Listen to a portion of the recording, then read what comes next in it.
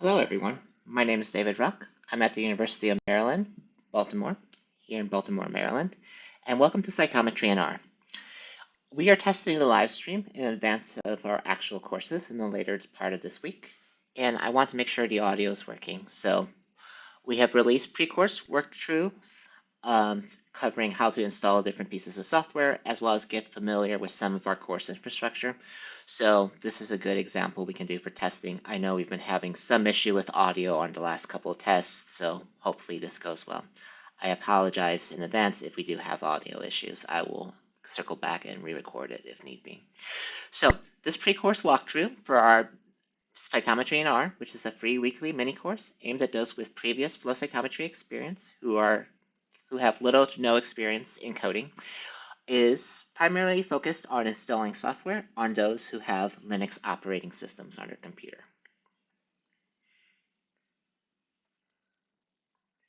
So, as far as our pre-course survey, about 5% of you have selected as having Linux as your operating system.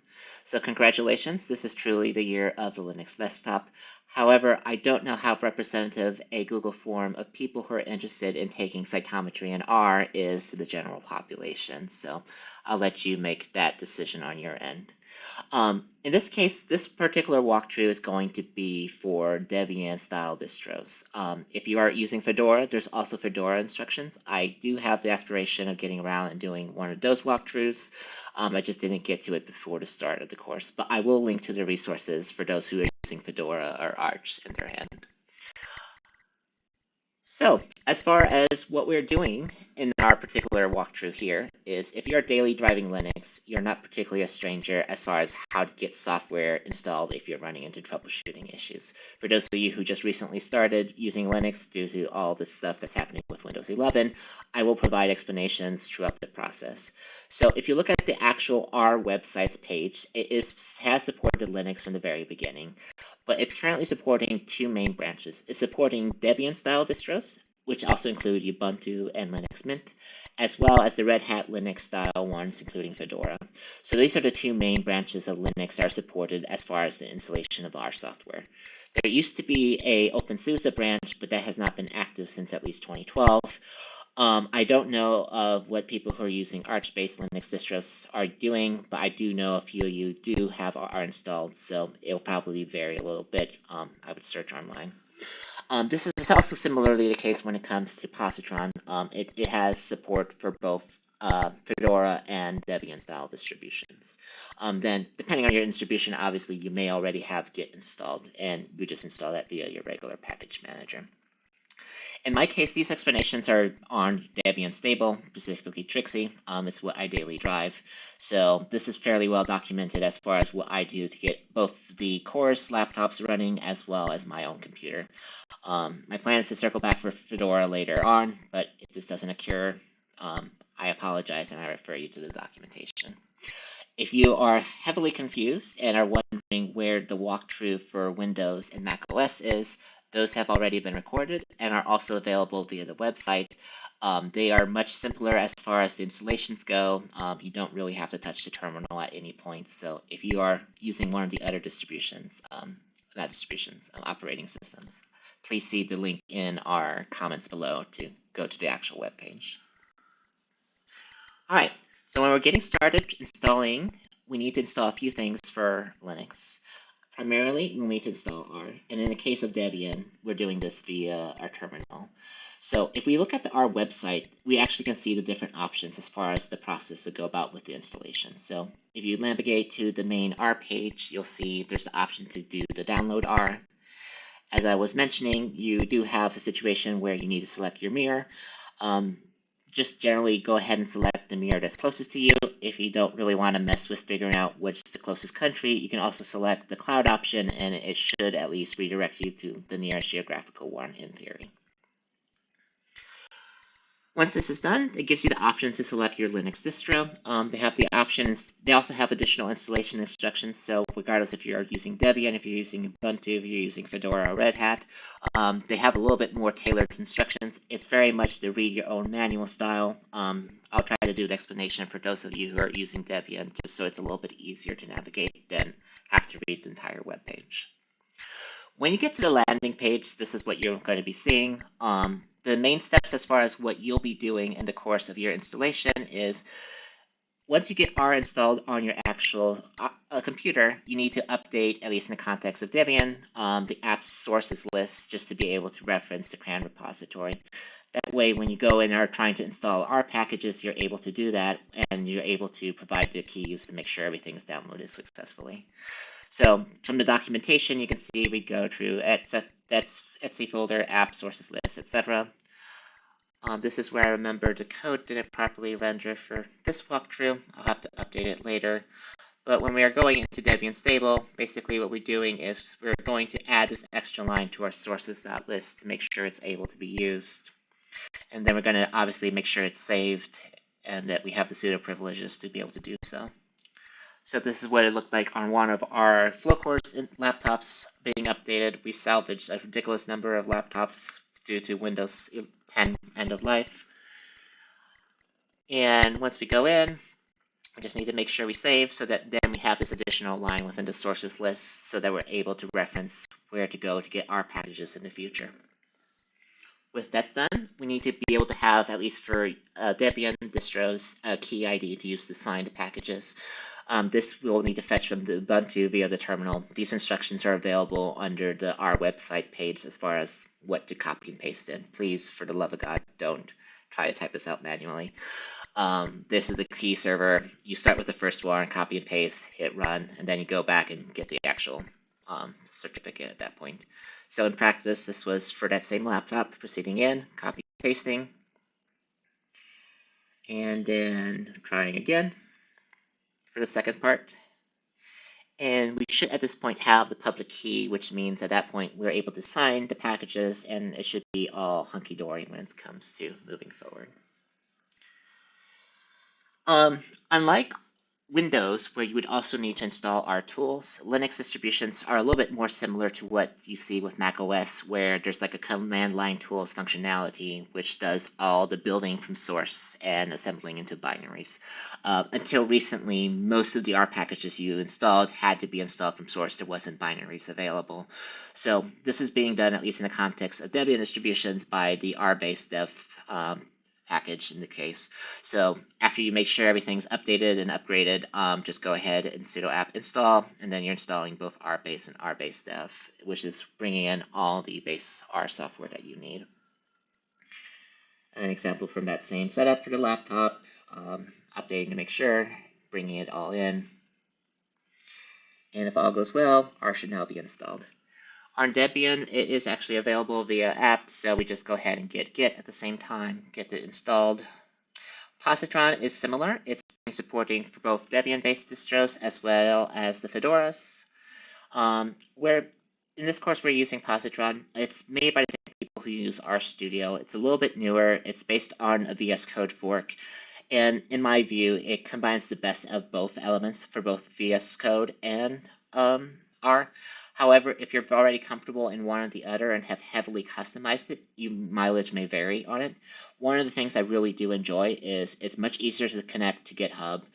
All the help documentation is in a fairly obvious location. A lot of the things that used to be 3 or 4 different menu options to find within RStudio are much easier to access. So I would say give it a try and just see if you enjoy it. It's also much better for the exploratory data analysis. If you're using just standard flavored VS Code, you would have to add a lot more extensions in to be able to get similar functionality versus available from the get-go. So once you navigate to the Positron website, go ahead and select the free download. And the Positron is not open source. It is one of those source available licenses. I know, I groaned as well. However, you will need to accept it to be able to move forward. And once you've accepted it, you'll be asked which one you want to go for. So once again, you have the Debian, both for x64 as well as ARM architectures. And then you also have the same options for if you are trying to install Red Hat or Fedora distributions. They give you the options for the installers. Once it's downloaded, you can proceed to install like you would for any deb. In this case, I was being lazy, so I just installed directly from KDE. And you may need to exert your sudo powers for good or evil. it's up to you at this point. It's your own distribution at this point. And you may be asked for your password depending on your customization settings. And once that's done, you're able to launch the software for the first time. All right, at this point, you have gone and installed R, you have Positron installed, and you've secured your Git installation if it wasn't already present on your distribution. The next step, as far as getting the software set in a ready state for use in the course, is we need to connect it to our GitHub account, which we created in the last walkthrough tutorial. So to be able to do this would then allow us to both work locally and do changes to our code, as well as pass those changes to the remote, meaning our GitHub. And then if we are working on a different computer, be able to bring those same changes back in, maintaining version control throughout the process. So if you're opening Positron for the first time, you can go up to the upper right, and you'll see that little interpreter button, which will say Start Session. This will allow you to then select which coding language you want to use. In this case, this is an R course, so just go ahead and select the most recent R version. You'll see a few different Python options as well in most distributions at this stage. R will then proceed to activate. You should see a display output message as far as like the R version and where to go for help information and license information within the console window down here in the middle center of the screen.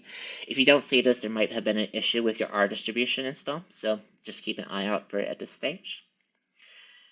And once you see it, you know R is working, at least on the base portion of the software. So it's now time to actually go and connect your GitHub account to Positron. If you haven't already done so, please log in to GitHub on whichever web browser you're using, and that makes it a little bit easier for the next steps.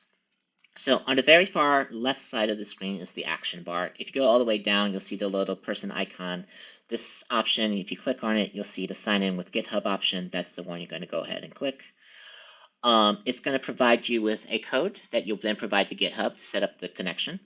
And then go ahead and hit copy and continue to GitHub at this stage. If you already signed in, it'll then ask you at that point, okay, which GitHub account do you want to use? Select your own. And then you'll be prompted to pass the code that you just copied over from Positron. At this point, you should be able to see a authorized Positron icon, giving permission and authorizing the connection. A couple people in the course, specifically people using Windows and Mac, have reported GitHub being confused and confusing Positron for VS Code. I haven't seen it on a Linux install yet. I didn't see it on my installations, but if you see it, all of the testing for the in-person participants that happened both yesterday and today, even if it was confused as far as what the software was, authorizing it still ended up connecting with Positron. So I don't have an explanation there. I haven't opened a bug report, but it's on our keep an eye on list. And if all that works out, GitHub should give you congratulations, you're all set notification. If you go back to Positron, go back down to that action bar, look at the little user profile icon, you should now see that your GitHub account is set up there. At which point we now know that you're linked and you should be able to pull in repositories that are on your GitHub account and bring them locally into your Positron account. Once again, this is a testing of the live stream. I'm hoping the audio is working and it's not a garbled mess. If it is, I apologize. This is why we're doing the test. Now that we have installed all the software we need on our local computer, and now that we have connected our GitHub account with Positron, let's go ahead and test that connection to make sure it's working by bringing in the two repositories that we had either created or forked in the last walkthrough, namely the README profile page for our GitHub, as well as the forked version of the Cytometry and R course. To do so, we'll go up to the upper right side of the Positron screen to the little folder icon. We'll click on it.